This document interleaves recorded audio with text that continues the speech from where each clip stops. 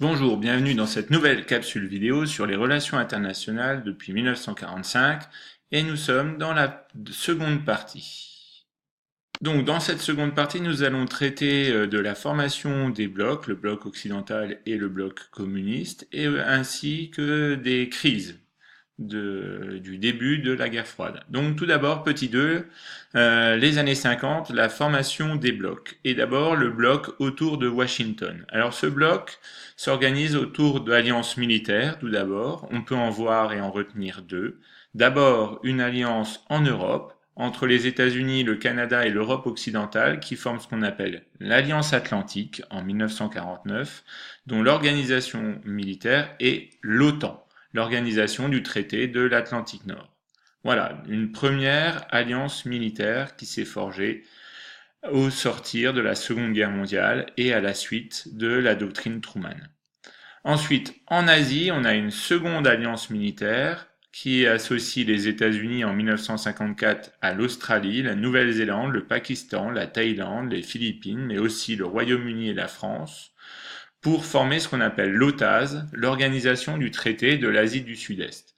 Alors pourquoi le Royaume-Uni et la France sont présents dans cette organisation asiatique? Tout simplement par leur présence dans euh, les colonies que possèdent le Royaume-Uni et la France à l'époque dans cette région. Il y a une dernière alliance, mais c'est une alliance économique, c'est l'OECE, l'Organisation européenne de coopération économique. Elle a été fondée à l'initiative des États-Unis pour redistribuer les aides du plan Marshall entre les différents pays européens qui ont accepté cette aide.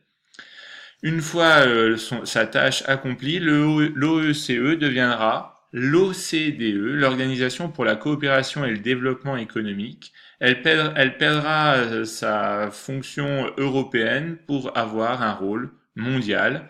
Quel est son rôle? C'est publier des statistiques et des rapports pour favoriser et diffuser l'économie de marché, c'est-à-dire le libéralisme, le capitalisme. Voyons maintenant les alliances autour de Moscou, autour de l'URSS. On peut retenir une alliance militaire que l'URSS fonde en 1955, le pacte de Varsovie, qui réunit tous les pays communistes d'Europe centrale, sauf la Yougoslavie, qui a un destin un petit peu à part et qui a un passé différent. C'est le seul État d'Europe centrale à s'être libéré seul de la domination allemande. Et donc elle souhaite maintenir une forme d'autonomie face à Moscou. Il y a une seconde alliance, mais cette fois-ci elle est économique. Elle est fondée en 1949. C'est ce qu'on appelle le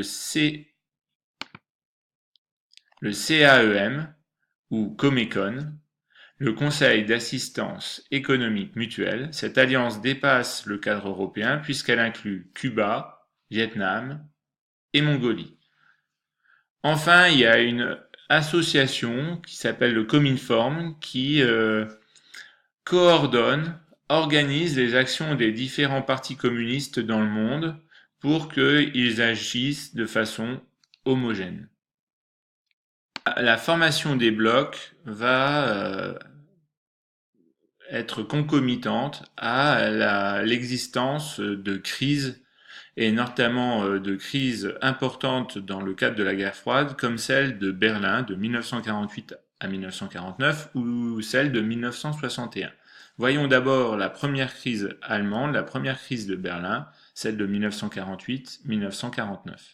Un petit rappel d'abord sur le contexte. En 1945, l'Allemagne est démantelée, c'est-à-dire qu'elle est fractionnée, divisée, elle n'existe plus officiellement, elle est occupée par les Alliés. En 1945, donc, elle retrouve ses frontières de 1937, c'est-à-dire d'avant l'Anschluss, l'annexion de l'Autriche. Elle est aussi divisée, comme l'Autriche, en 4 secteurs d'occupation et d'administration, un secteur américain, un secteur anglais, un secteur soviétique et un secteur français. Le pays est divisé, mais les capitales sont aussi divisées. Berlin est divisé sur le même modèle. Je vous propose donc deux schémas pour résumer la situation de l'Allemagne. À gauche, le rectangle symbolise l'Allemagne et vous avez les 4 zones d'occupation. Il ne faut pas tenir compte du trait de construction ici. Et à droite, vous avez Berlin et les 4 secteurs d'occupation de Berlin. Où se trouve Berlin en Allemagne? Il se trouve ici. Donc il faudra faire comme un effet de zoom. Je vous propose de le prendre dans vos notes. Alors, petit 2, comment se déroule cette première crise de Berlin, le blocus de Berlin de 48 à 49, et quelles en sont les causes? Eh bien, il faut revenir à la fin de l'année 47, au début de l'année 48. Les alliés occidentaux, américains, anglais, français, se rendent compte que la solution adoptée de la division en secteurs d'occupation rend la situation de la reconstruction et la voie de la reconstruction compliquée. En effet, dans le secteur américain circule le dollar, dans le secteur français le franc et dans le secteur anglais la livre. Et donc, il est difficile de procéder à des échanges commerciaux à travers ces 3 secteurs. D'où l'idée, progressivement, de créer une monnaie unique. Mais le problème de cette création de monnaie unique, c'est que derrière, il faut recréer un État allemand. Et ça, les alliés occidentaux et communistes s'étaient mis d'accord pour faire disparaître définitivement l'Allemagne. Et donc, quand Staline entend parler de ce projet de monnaie unique aux 3 secteurs, il comprend tout de suite, ou en tout cas, il devine que derrière, il y aura la création d'une Allemagne occidentale. Et ça, il ne le souhaite pas du tout, car il préfère avoir en face de lui 3 secteurs divisés sur lesquels il pourra jouer sur les divisions, plutôt qu'une Allemagne réunifiée par les 3 secteurs occidentaux.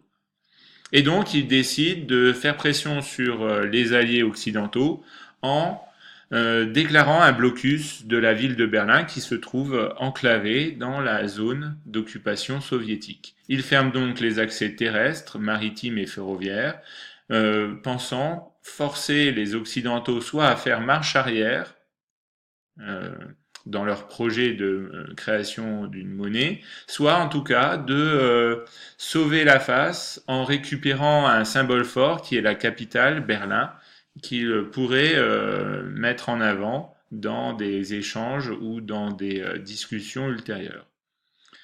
Alors, donc, de 1948, de mi-48 au printemps 1949, Berlin est totalement isolé du reste de l'Allemagne, enfin totalement isolé, pas tout à fait parce que Staline n'a pas pu bloquer l'espace aérien.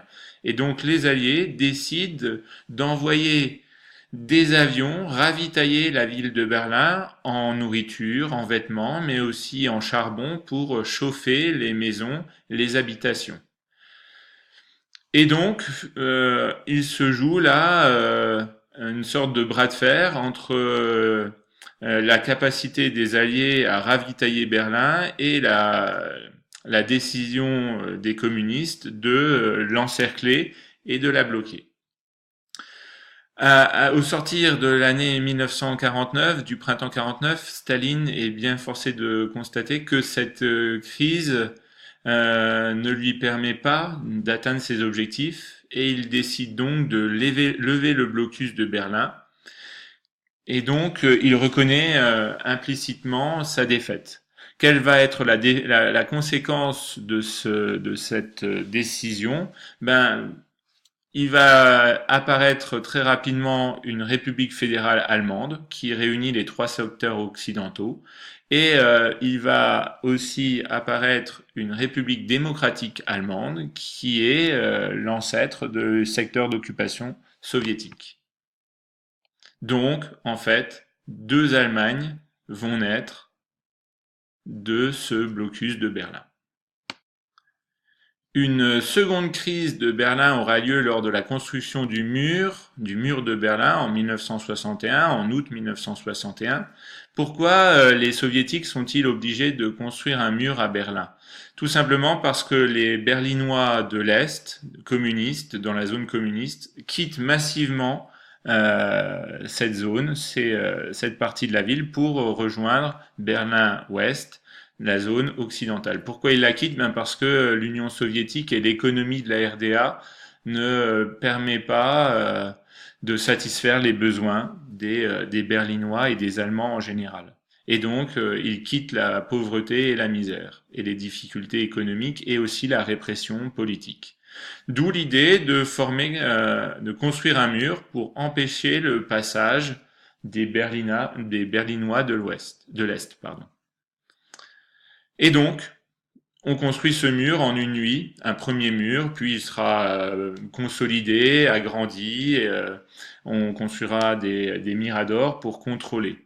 Évidemment, c'est un aveu de faiblesse. On n'est pas capable dans RDA de fournir le niveau de vie et donc on est obligé d'enfermer ses citoyens à l'intérieur de ce mur. C'est ainsi que le présentera John Fitzgerald Kennedy dans un de ses célèbres discours, Ich bin ein Berliner. Donc la construction de ce mur, qui ensuite va être étendu au reste de l'Allemagne puis au reste de l'Europe, c'est la matérialisation symbolique de la division en deux blocs idéologiques, libéral et communiste. De façon plus pragmatique, c'est aussi la division de familles qui ne se retrouveront que partiellement à la chute du mur en 1989.